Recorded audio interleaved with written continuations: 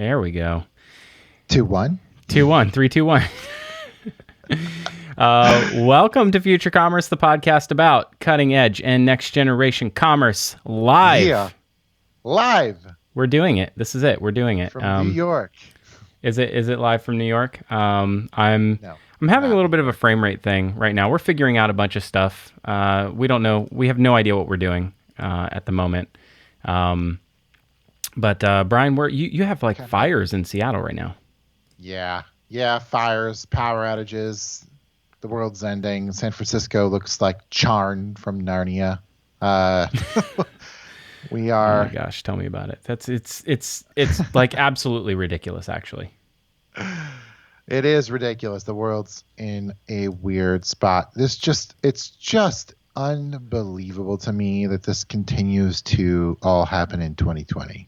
Like, can 2021 continue this trend? I don't think so. I don't think we can keep it up 1 year. I don't think it's possible.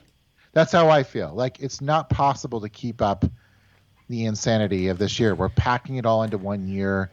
It's like when it rains, it pours. Like, let's just get it all out. Let's get it all out. Is there anything else to throw at us this year? Let's throw it now. Like, whatever it is, just pile it all into 2020 so we don't have to deal with it in 2021 or 2022 or like the next however many years. Just get it all in. I don't think that's how it works. I don't. It's not. It kind of feels like that's how. I just don't think that's how it works. So we're gonna do some cool stuff. I think it's cool. I think we're gonna do some cool stuff. I've got a new toy. I'm gonna flip over to my overhead. Philip's got all the toys right now. All the toys. So we're gonna review gratuitous toys. We're gonna review a bunch of things. And if you're not on the video and you're listening to the podcast, this was a live event that took place on September 10th at 8:44 p.m. Eastern. So probably a bad plan, live streaming in the evening. But you know, the last time I did this, I got myself in big trouble. But we'll try to stay out of trouble this time. Boy. I've got a couple things that are pretty cool. I've got a Tracksmith magazine that came today. I got a parachute catalog that came today, and Civitas. Is that how you say it? Civitas? I don't know. Civitas? Civitas? That's, question mark. Civitas question mark. We've got this sucker right here. This is going to be awesome. Graphic tees for the DTC community. So Mr. Matt Lady sent this over to us, and he did something really cool with this, which is he he put a little something in here. There's something really cool in here. So yeah. Wait a minute. Get that side cam view. Get that side. Oh, you want the side cam? Oh, the side cam turned off. Killing. I'm dying today. I know. I have so many of these. Overhead.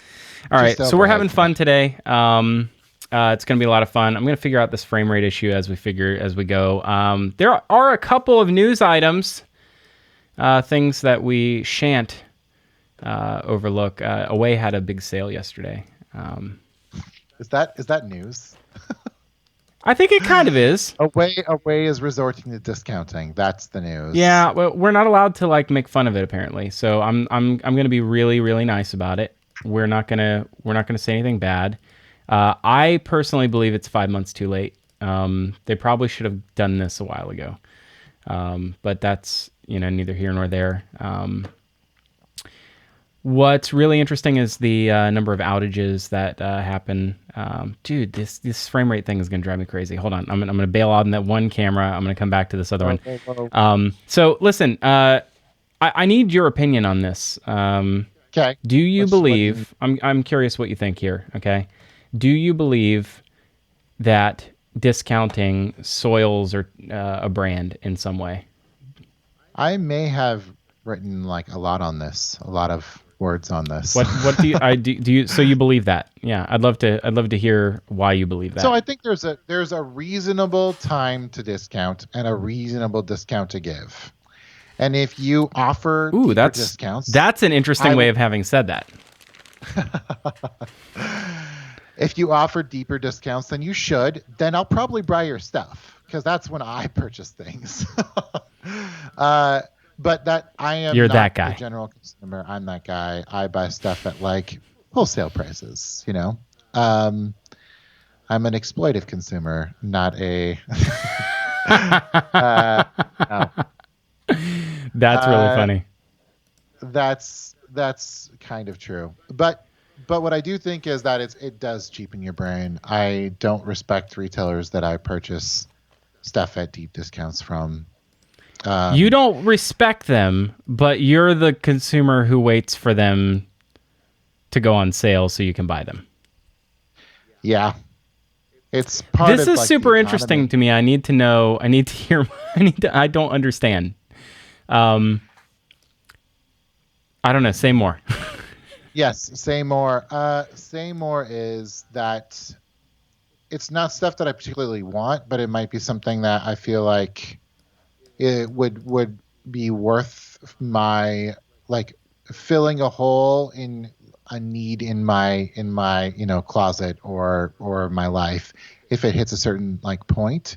If you're not going to make money on that though, like you're going to save not keeping something in inventory or just or donating it or whatever. You're not going to like necessarily gain a customer. I have no brand loyalty from a discounted purchase. Wow. That's that's what it comes down to. Discounts do not inspire brand loyalty from me. I will not come back and keep purchasing unless you offer stuff that's probably at cost again. Wow. And so So that's it what does I need to know inspire from loyalty, perspective. but maybe not the kind of loyalty that you would like. Right. You're not going to make money off me in the long run. Wow. It's not loyalty. It's really just seeing a really, really good price on something and making a purchase. Wow. Um, yeah. So my view, I'm not a typical consumer. I still think that offering too deep of discounts for the broad consumer is a mistake. I think it's good for end of season to try and like get stuff out that you don't want to be sitting on in stores or Yeah. So in your. move through inventory. What? That's, This is a yeah. really interesting conversation because you said it in a really succinct way. I kind of like the way that you just said it.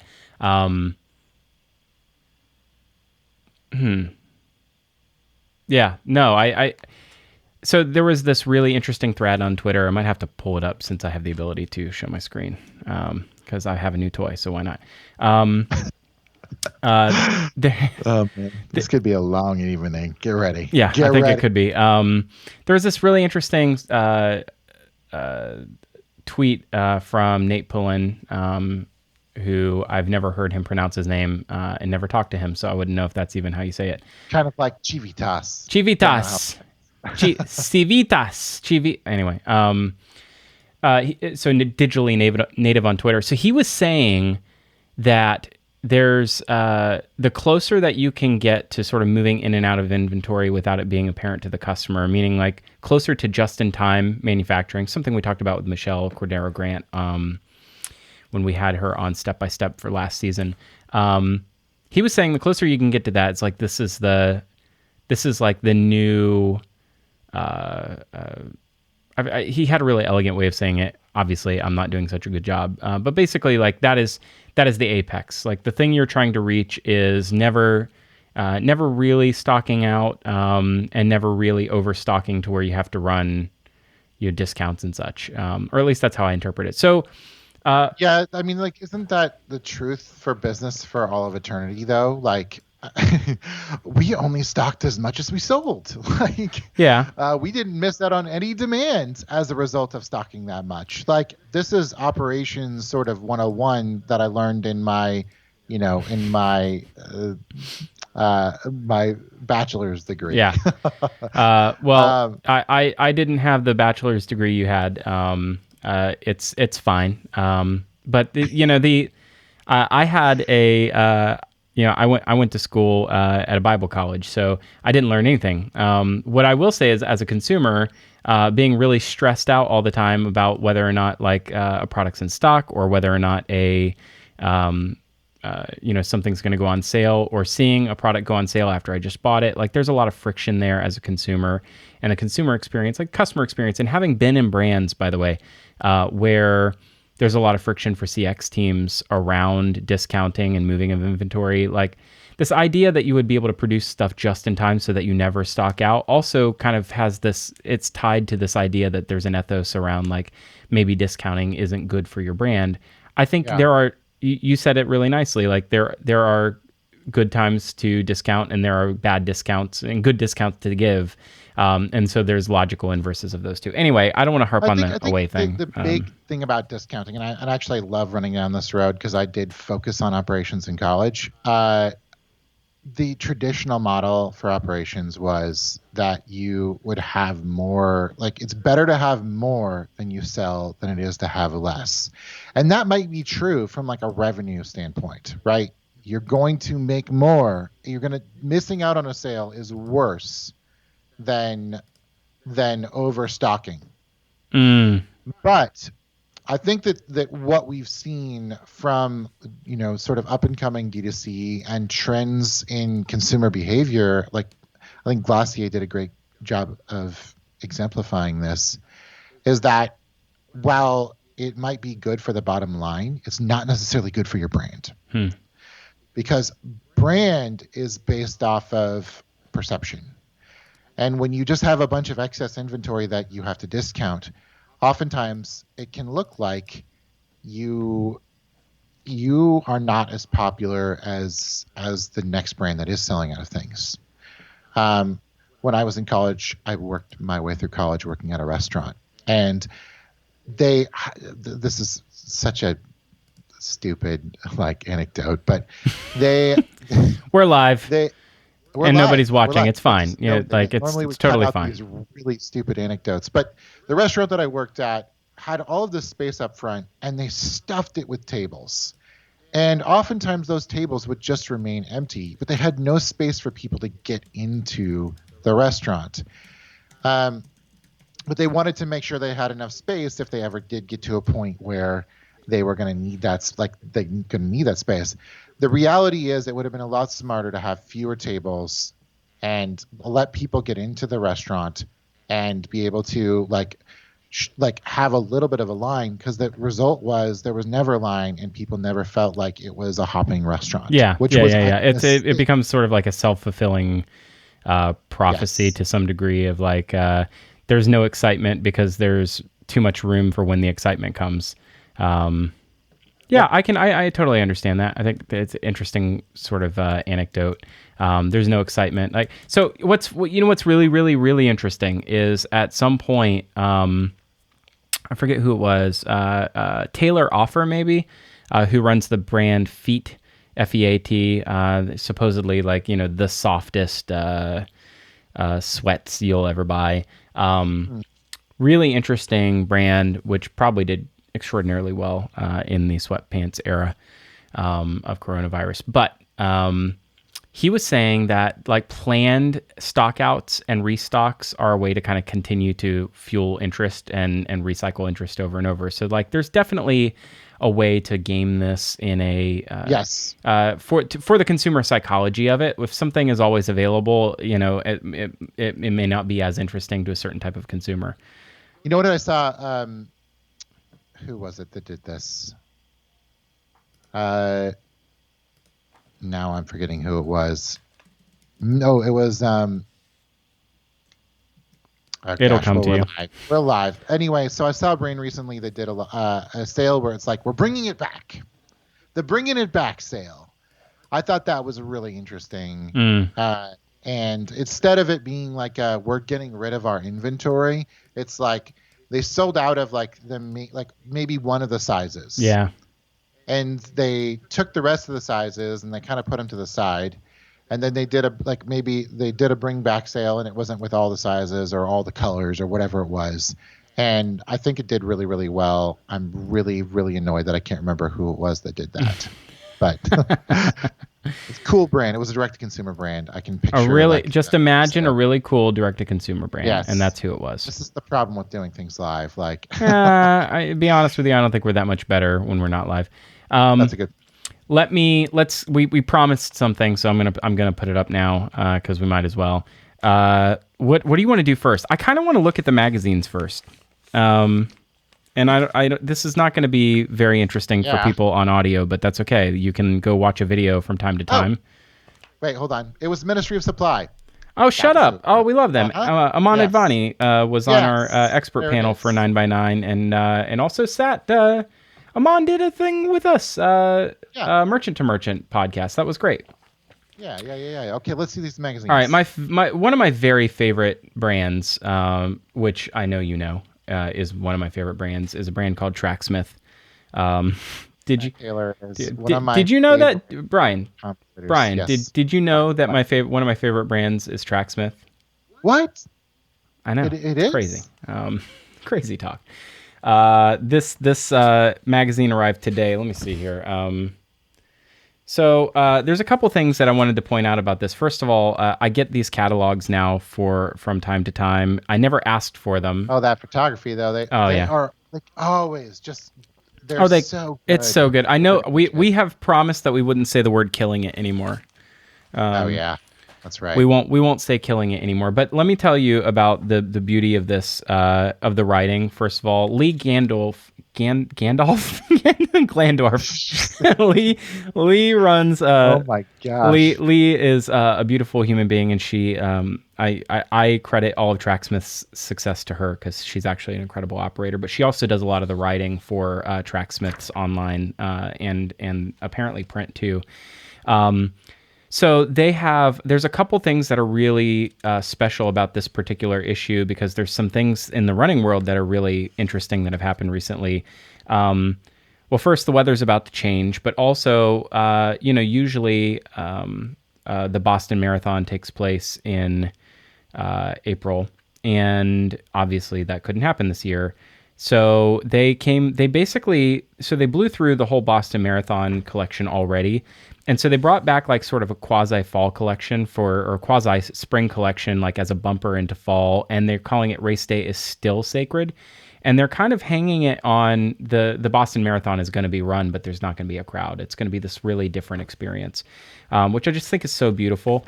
I have an actual really nice tie-in. So listen, the copy here is incredible. The writing is amazing. This is a catalog, okay? Like, let's just kind of just own it. It's a catalog. It's a beautiful catalog. But the Gray Boys are great. Wears in, not out. I love that.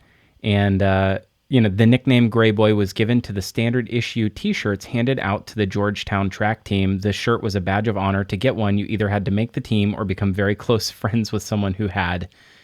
This is some really cool stuff. So anyway, they just announced a new line called Run Commute. You can see it here. It has its own like little brand mark, which is a first, I think, for Tracksmith. I don't think they've done anything like that before. But what's really cool about this is a couple of the folks who were featured in this collection. I think this woman right here is the captain of a running club whose name escapes me right now. I believe her name is, I think it's in here somewhere. It's important because she works at MSCHF, which is a really nice tie-in to our previous, or to one of the unboxings we could do today. Anyway, whatever.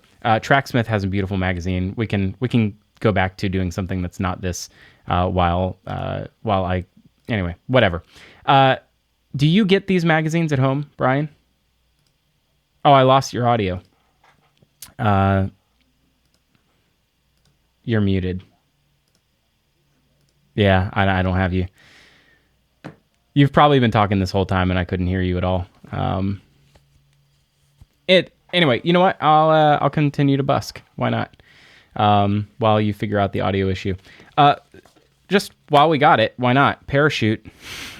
You know, it's interesting. Parachute, Ariel K was, there's an interesting letter right on the inside here. Oh, there you are. I hear you now. Am I back? Yeah, but it's the wrong microphone. No. This, right inside the front here, I think is super important. It says 2020 has been a year of monumental change. Spring found us staying home and staying safe. Summer saw us speaking out and standing in solidarity with all Black lives. Like many of you, we at Parachute have been profoundly affected and are committed to taking action toward anti-racism and to making meaningful, lasting change. what a beautiful way to sort of open this this catalog. And then, you know, there's a lot of really beautiful books or pictures in here. Brian's having some trouble here. Brian, I hear your audio, Brian. We're going to bring Brian's video back. Nope. I don't know what's happened. It would be super fun to be able to hear you, but that's okay. At any rate, let's go to the live stream, actually. Why not? Since we're doing it. Let's do it. We're doing it right now here. I'm going to pop over. We can edit this out of the audio version of the podcast. I'm going to pop over. I'm going to see what's going on Twitter. It looks like a few people are watching. I'd love to see what they have to say. We're live doing an unboxing of Shop CV. We didn't really figure out how to say this. Civitas and review of DTC Catalogs, namely Parachute Home. I believe that's there. Parachute Home. Oh wow, there's a few people watching. This is pretty cool. And Tracksmith. I'm tweeting. You know, I think I figured out. I think my frame rate issue is the grossly underpowered machine that I'm trying to run all of this with. I have way too many things going on at the moment, and that's okay. We can all deal with it. It's totally okay.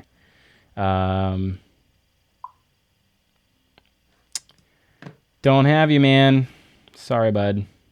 What can we do? Well, I think I could just go with my computer mic. Okay, that's okay. Not great, but we can live with it. Yeah, it's fine. We're live. It's fine. Okay. Do you get these magazines at all? Ever at home? You know, I don't, but I think I will have to subscribe to both of them. And actually, I'm running my first half marathon coming up later this month. No way! I know, I forgot about that. Congrats. It's virtual. So I might go get a little Tracksmith to run it in. Nice. Make sure, and this is from somebody who's made the mistake, run in it before you run in it on race day in case there's any sort of friction or hot spots you weren't aware of. It's a really smart idea. I think I'll have to do that. But looking forward to it, and I'll start getting those magazines after I make that purchase, I think. I don't even know how I got... I mean, I'm sure that I got Tracksmith because I bought from Tracksmith.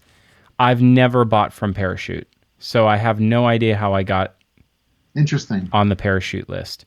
My guess is that... And this is interesting.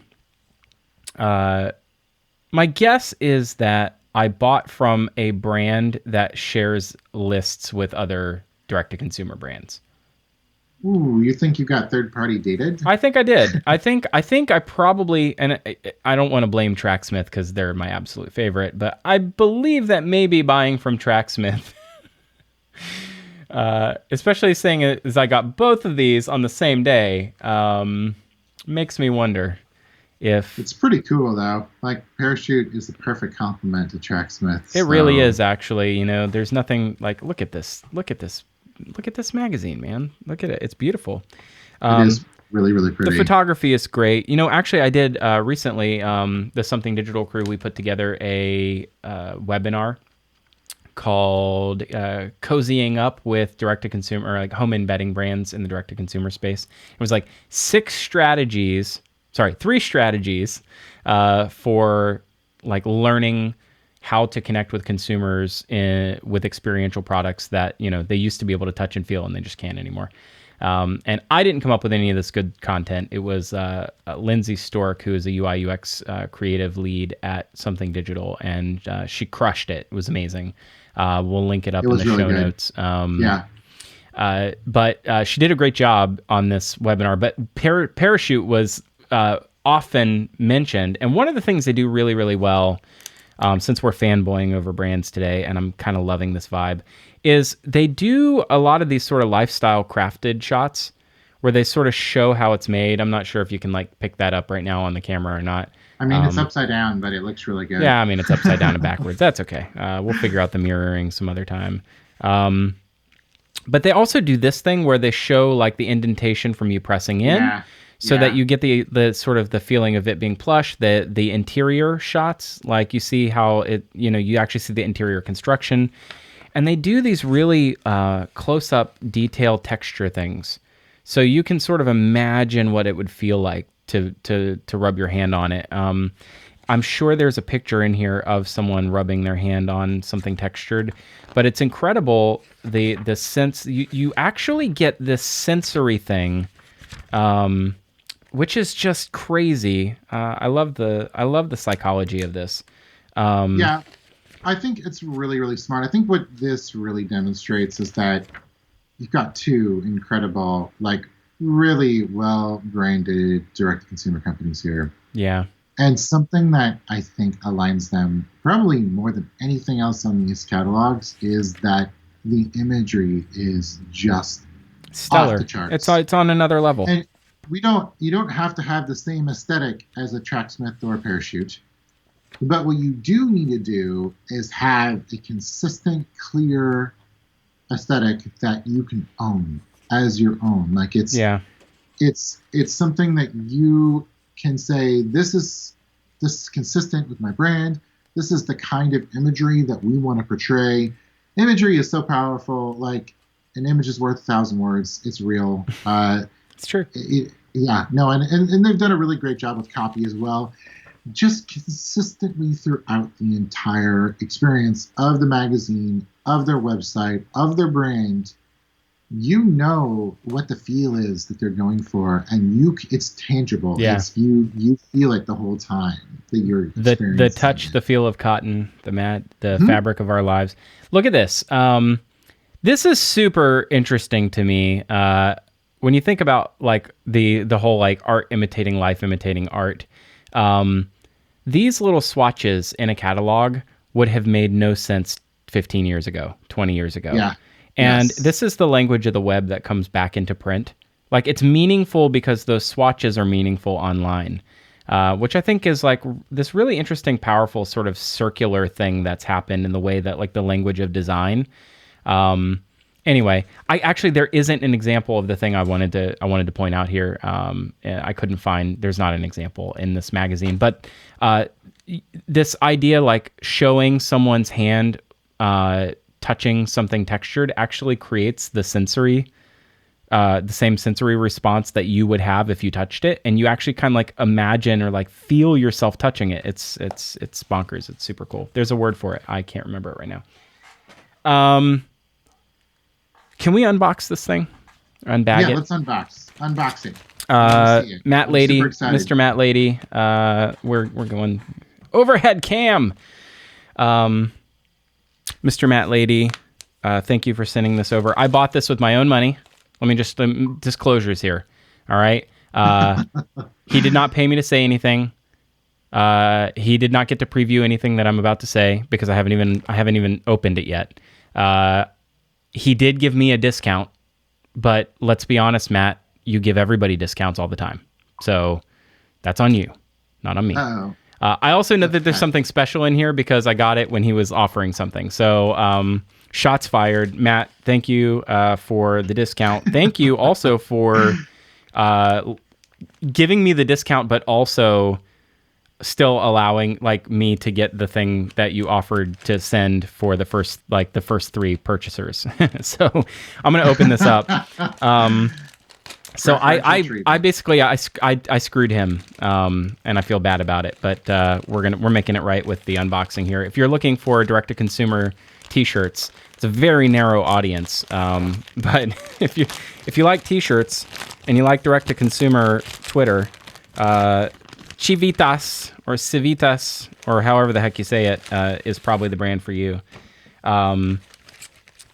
Here is the thing. He sent me. Miles Morales Spider-Man. Ooh. There it is. Oh, nice.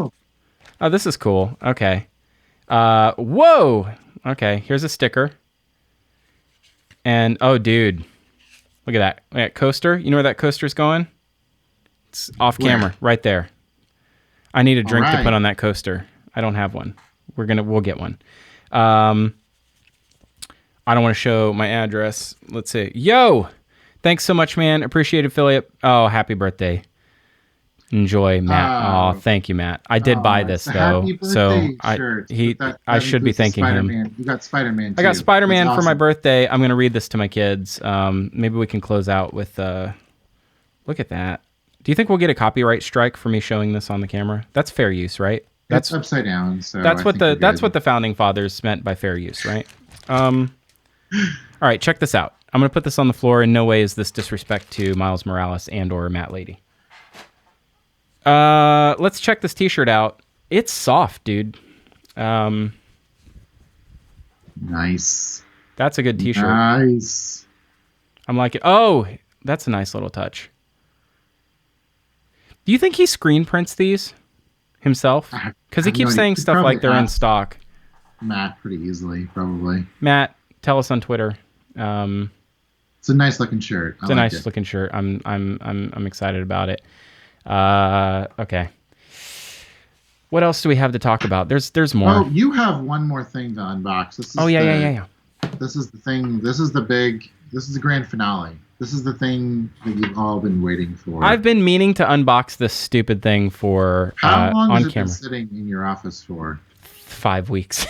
I don't know. I paid weeks. $99 to unbox this on camera, and then I spent 5 weeks not doing it. The Alexagate, which costs as much as an Alexa. Can you do me a favor, Brian? Right now, can you do research and see if maybe this is being resold on eBay for more than it should? Because I'm worried about unboxing this and then like I've screwed myself on camera of like $300 or something. Because what I would rather do is then sell this on eBay live. All right, let's see what happens here. Other smart home electronics. Live, unfiltered. Let's see what happens. Yeah, I don't know. I feel like this is a thing that. No. Well, at least this one went for $80. $80. All right. And it was. That ended on August 12th, so maybe the price has gone up since then. I can't really imagine. It's not really an aftermarket for MSCHF hardware. Oh no! Hold on, $150 with free standard shipping. That was on August 4th. It was that was a little more. 150. 150. You could make $50 on that. I don't know. Maybe I shouldn't do it. 155. Let's see. It keeps going up. I don't know. Maybe I shouldn't do it.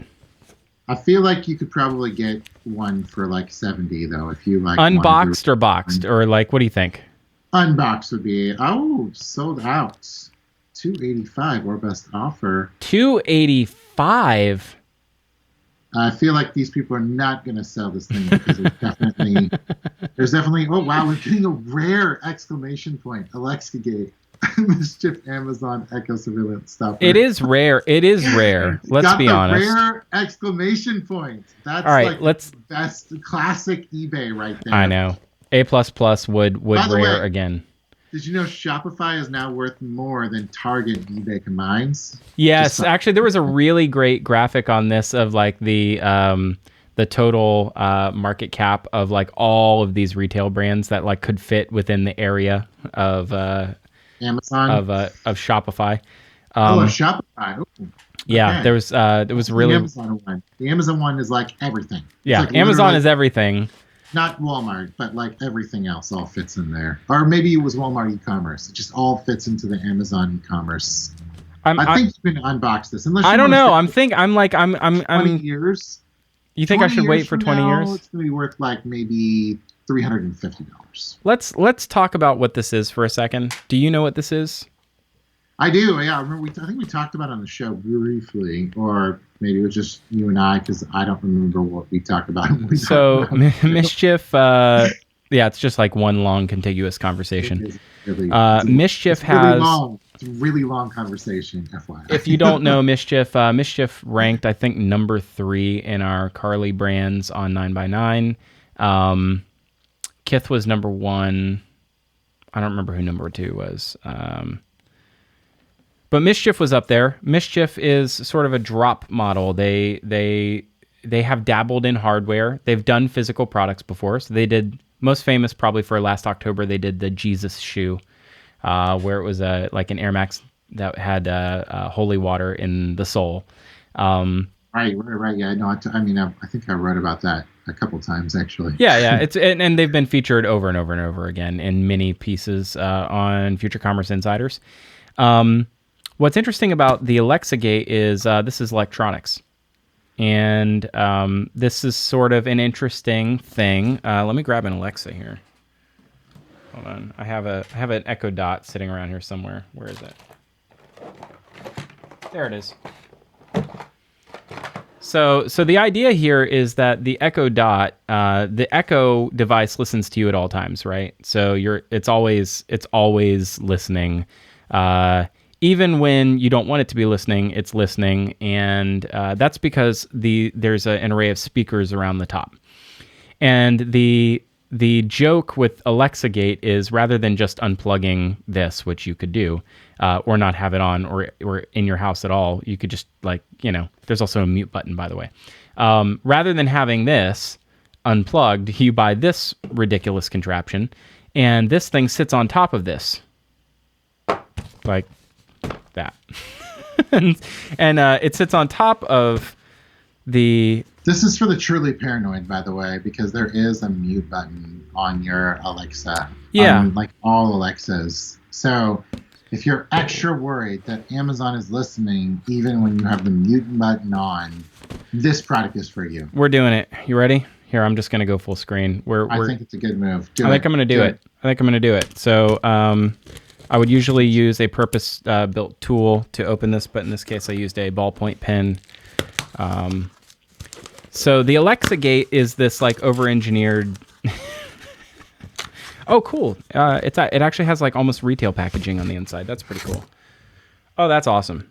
I could have taken this out of the other box all along. I didn't realize that. This isn't like their box where like if you open it, you get $1,000. You don't get the $1,000, but if you keep it closed, like whatever that was. It was like a gamble thing. Like if you open it, you might find something worth $10,000, but if you don't open it, you get, what was it, like $1,000. So the joke here is that it has an array of. It says "Bye Bye Bezos" on the inside. You said it's mirrored, it's backwards, so you can't really see it. But there's clap commands and there's tap commands.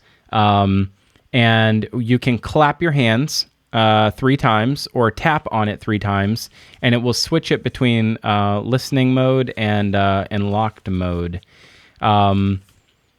As a print nerd, there's a couple really interesting things here. You can see these. This is like a little hit of silver. It's kind of reflective. You can sort of see it. That ink is silver. That's kind of nice. They didn't have to do that. That's probably a lot of money. There are way more directions on here than there really should be, but I find that to be really interesting. Okay, here we go. It's sort of part of the charm, right? This whole thing. This whole thing's a big joke. It's a big joke. That's the hilarious thing about this. It's a fun little joke. I do enjoy the joke, unless you're actually paranoid, and then it's not really a joke. So, okay. Oh, you know what? I haven't seen anyone actually unbox this yet. I know that there was at least one YouTube video where they did this. But what's interesting about oh my gosh, this thing, it's not coming out of here. Come on, buddy. It's too well boxed. It is very well boxed. Okay. So here's how it works, which is this is super okay. So here's how it works. Remember I told you there's an array of microphones on the top here. This is an array of speakers. And what's really interesting about the way that these work is in theory, I guess you put this little cowl into here. Like the cowl would go, that's probably just the power thing here. Oh my gosh. You put this down, you put this on top. Does this work the way that like the Bose noise canceling headphones work? It's exactly that. So the way that noise canceling headphones work is something called phase cancellation. So phase cancellation is this phenomenon where when a waveform is inverted precisely the right way, it results in no perceptive noise being made. You can actually do this inside of like GarageBand. Is you can take a waveform, duplicate it, and then invert the phase on one of them, and start to pan it back and forth between the center and the left and right. And when it hits the center, the sound will audibly disappear from your ears. It's still making sound, but you cannot hear it because it's canceling itself out. And phase Phillip inversion. is nerding out so hard right now. So like, this is his favorite topic. Like, so what's sound, this is yeah. sound quality. This is what's crazy about this is this is doing exactly the same thing that the Alexa is doing. It's always listening, but it has a gate on it. So when you clap 3 times, like clap on, clap off, it'll open the gate up so it can listen. When it's listening, otherwise, it's actually inverting the phase of what you're hearing in the same way that this would. So wait. So the thing that's supposed to stop you from listening. This is the cosmic irony. This is the irony of how this actually works. Is that this device is also listening to you at all times, because that's how it works. MSCHF, right there. That's MSCHF, and you don't get the joke if you don't understand how these things work. The joke is it's so layered. We've lost every live viewer already now, so this is fine. But the joke is so layered that this has to always listen to you for it to do the same thing. But the difference is this is an internet connected. So this is really interesting. So that's it. That's the Alexagate. I feel like this is the double wink joke. It's like it's a joke, and then you wink again, and it's like your joke is on the joke. Yeah, this is great. It's good. It's super good. I'm gonna have to end this this segment by, maybe we give these away. I'd like to give this away, maybe. Ooh. DM me if you want an Alexagate. I'll send it to you. Wait. Okay. Over under on anyone DMing you for this thing. Nobody has made it this far in the episode, and nobody's actually watching live anymore. We've alienated everybody. So I'm going to say that literally there's no chance that I send this out to anybody. So, all right, awesome. Although Emmett Naughton, if you are listening or watching, and you DM me, I will send it to you. All right. Love it. That's it. What a really weird episode this was. But it's probably the most fun I've had in a long time. the people that are listening to this that don't have the visuals, we're gonna lose them. We're gonna lose them. That's fine. Fast. It's totally fine. I'm now wondering if we should ever even publish the audio version of this. I'm thinking probably not, but probably let's see. Not. Maybe tomorrow, when you wake up tomorrow, you'll know. Did we publish it or not publish it? Maybe not wake up, but at some point tomorrow, you'll know whether we publish this or not. People know. Like I know because I go to bed and I look at the numbers, the download numbers, and I wake up and I look at the download numbers, and there's a surprising number of people that start their day with Future Commerce. I should thank you. Hats off. It's true. Hundreds of people start their day almost every day with Future Commerce. It's crazy. Will they start their day with Future Commerce tomorrow? That is the question. They may, but it probably won't be the Alexagate unboxing. What's really interesting about this whole moment in time is the just the sheer number of things to pay attention to, and the sheer number of things that are trying to command your attention.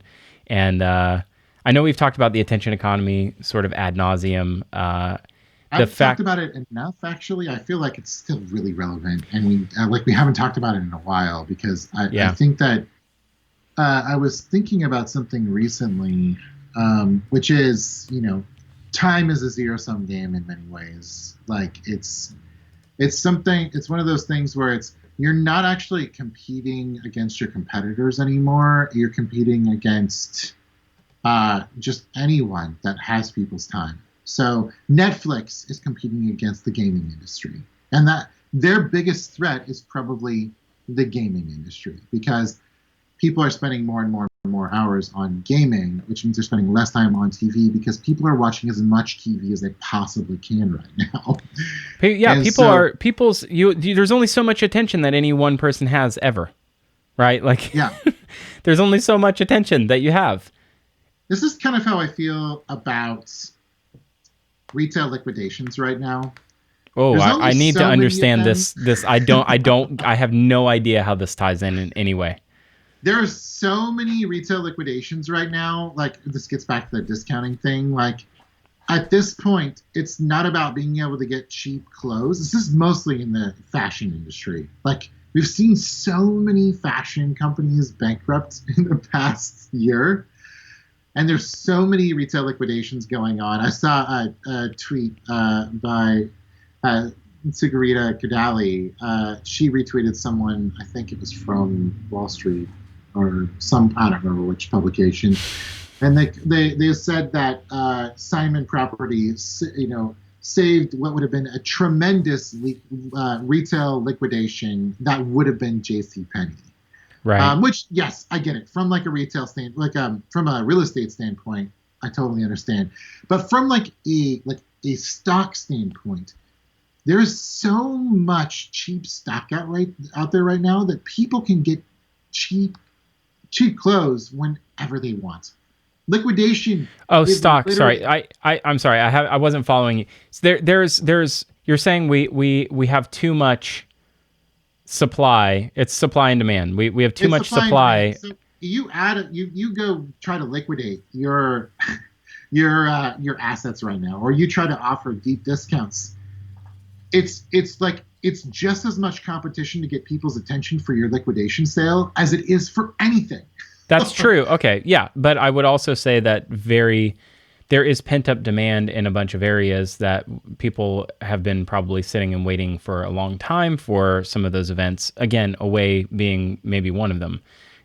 Sure. Well, Away is not liquidating. Like JCP. Oh, I see what you're saying. Yeah. Well, yeah. I mean, nobody wanted it when it was. Liquidate. Yeah, Right. nobody wanted it when it was on perma sale anyway. Right. Liquidation, it will go somewhere. Someone will pick that up. But it's a fair point. I think it's really interesting. But yes, we not only are we over retailed in the United States, which hat tip to Webb Smith, who has written extensively about this at 2 p.m. But not only are we over retailed, but we make too much stuff that nobody needs, and that waste has some meaningful effect on everybody in some way, whether that's carbon emissions, whether that's sort of like morally, like we're taking away people's hard-earned money for things that they don't need because we're coaxing them and prodding them to buy things that they shouldn't have anyway, that nobody needed to make through surreptitious practices and nefarious practices online. There's all kinds of things that I think are really hairy and thorny issues there that sort of get me fired up. But yes, you're 100% right. You're 100% right. I don't have anything else to say. Yeah, no, I think my point in this was like our time is being, and our attention is being grabbed all like every place possible. Yeah, and we don't have. I don't think that we have any more attention to give. In fact, we're dividing attention into smaller and smaller fragments. Does anyone single task anything anymore? Like that's the question, right? Like simultaneously as I'm talking to you right now, I'm playing with this thing. I'm kind of looking at Twitter in the corner of my eye. By the way, nobody has DM'd me. Nobody wants an Alexagate. I'm not DMing you for that. Sorry. That's it. I know. It was it was not worth it. I was very excited for this. I thought the unboxing would be this big thing in my mind. I should have done it the day it arrived, but I didn't have the overhead cam yet, and I really wanted that thing. No. I mean, I love the unboxing. It was super fun. No. You already said it. You said it wasn't worth it. You don't have to claw it back. No, and I don't want it. I just don't want the thing. Like nobody wants the thing. Like exactly, but that doesn't mean it wasn't a fun unboxing. This is a good example, right? This is a good example. This thing actually has no use or utility. This is conspicuous consumption. Correct. I bought this for no good reason. I bought this for content creation and to have something to talk about and for the funsies of doing it. Like, this did not need to be made. Yes. Right. And I think that that's in and of true for- itself is like social commentary. And I kind of get what they're doing. I kind of get what they're saying. Right. There's nothing wrong inherently in doing that. But this is a thing that this is plastic. This is going to exist in the world for 10,000 years. The electronics in here, probably can't be recycled very easily. You shouldn't throw this thing in the dump, probably, right? Like, this shouldn't go into a landfill. It's probably not easily recycled. Like, this is... If you keep it in your house, then your house is the dump. Like, that's the problem. Show title. That is, I think, the, like, American overabundance in a nutshell. And I think that's the thing that we have a problem with in the attention economy. Just kind of coming back to when I look at something like this, I'm finding excuses of why to use the camera. Sorry. But just to keep going back to like, we have video, so let's use video. Like when I look at something like this, this is a long form, single threaded, like no divided attention interaction. This is an analog experience that commands my attention. It is, and it works on more than one level, right? I'm seeing it with my eyes. I'm intellectually understanding it, and I'm touching it with my hands. It's Parachute and Tracksmith catalogs for those of yes. Sorry. Thank you. Yes. Thank you. And what's interesting about the Tracksmith one in particular, the Parachute's a little glossy, but Tracksmith is actually like a matte paper. And there's something about, it feels nice in the hand. I don't know. There's just something to be said about the, like, I want more of this. I want more of this, recyclable, I'm assuming. And it's recyclable, right? Yeah, I'm assuming too. It probably says somewhere on here. I mean, it's paper. Why wouldn't it be? Yeah, totally. But here's, like, coming back to it, like, we are part of the problem too. Because we're also asking for people to give us their attention. And I think that itself is also kind of fully realizing that, and there's only so much to give, right? We want you to read our essays. We want you to subscribe to our webinars, listen to the podcast, find more passive and active ways of engaging with our content. And in some ways, like, that is par for the course, but there's only so much to go around. And the more that you ask of people, like, I think the more that we, like, this is part of the issue with creating, like, demands on people for mental health, Yeah, so we're talking about overabundance of attention-based products. Yeah. This is really, really interesting. So if like we're looking at, this is really good. So there are wasteful physical products, but there are also wasteful digital products, or just anything that commands your economy or your attention could be like a not useful, not worthwhile, like overabundance of stuff that's going to suck your time.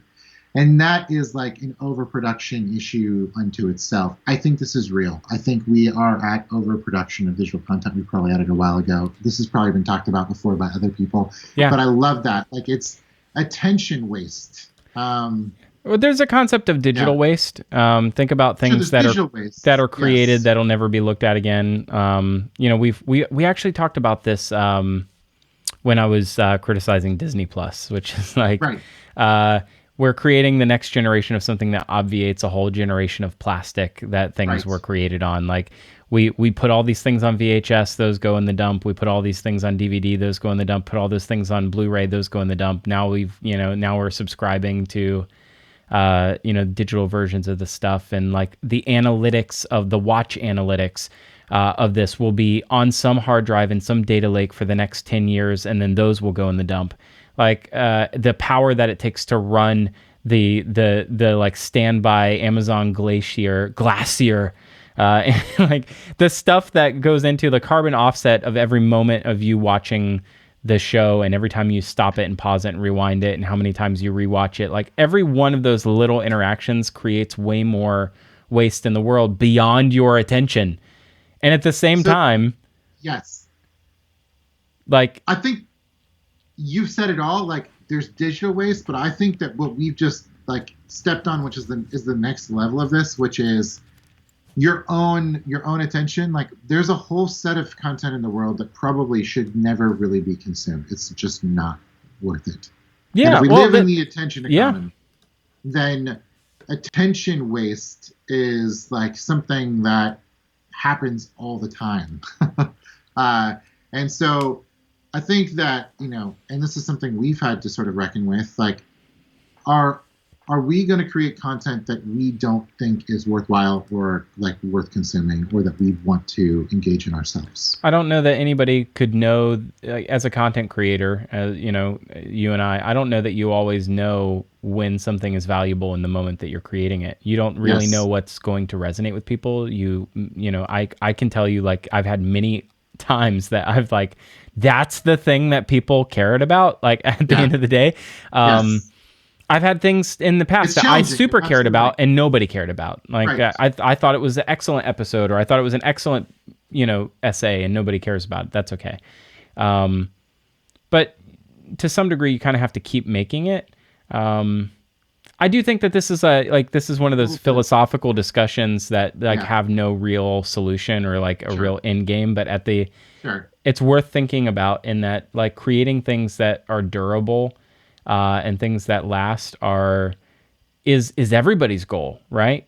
Isn't that what everybody wants? Goal, though? I don't think that's everyone's goal. I think there's a lot of people out there that just want your attention so they can have your money or get your whatever it is. Like, this brings me to a thing. This brings me to like a gripe that I've had. By the way, that's fine. We have gone in a really strange direction today, and that's okay. I think MSCHF sort of deserves this conversation, actually. That's true. There was I've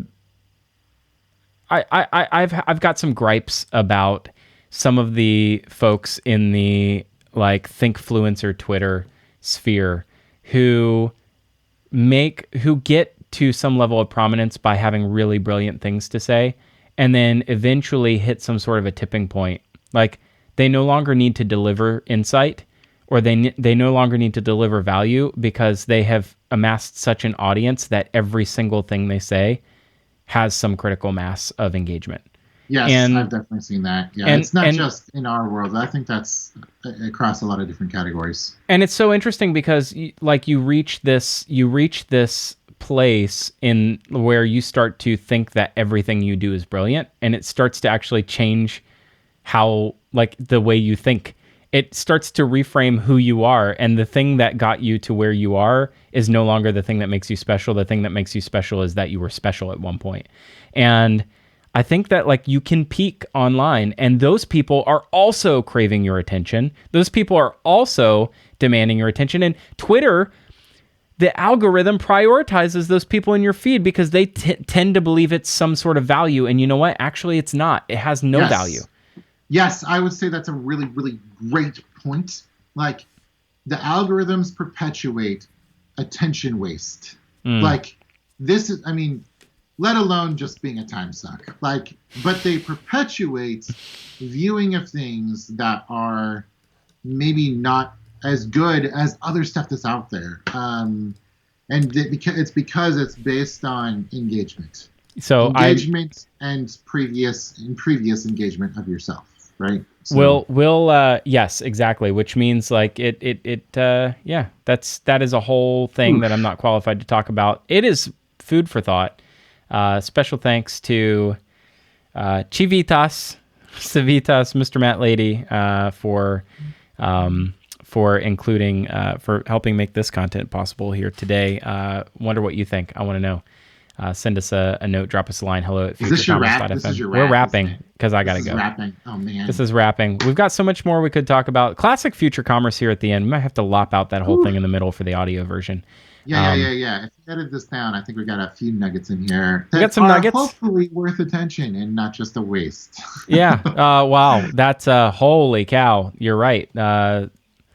Now we have to take our own medicine. We'll have to do a good job in the edit. Good editing is worthwhile. This has been great. Thanks, Brian. Sorry, your mic kind of took a dump right in the middle of the thing, but that's okay. I'll tell you what happened afterwards, but it's weird. Oh no! Did your air want conditioner fall out of the window again? Yes, I am warm. Okay. But that's not what. Yes, that's not what happened. Anyway, this is a conversation for another time. Great way to end the show. Thanks for listening to Future Commerce, and let's all shape a future that we can be proud of and not waste each other's time and attention and all that. We're doing the Zoom wave. Bye. Goodbye. Thanks for listening. Thanks for watching.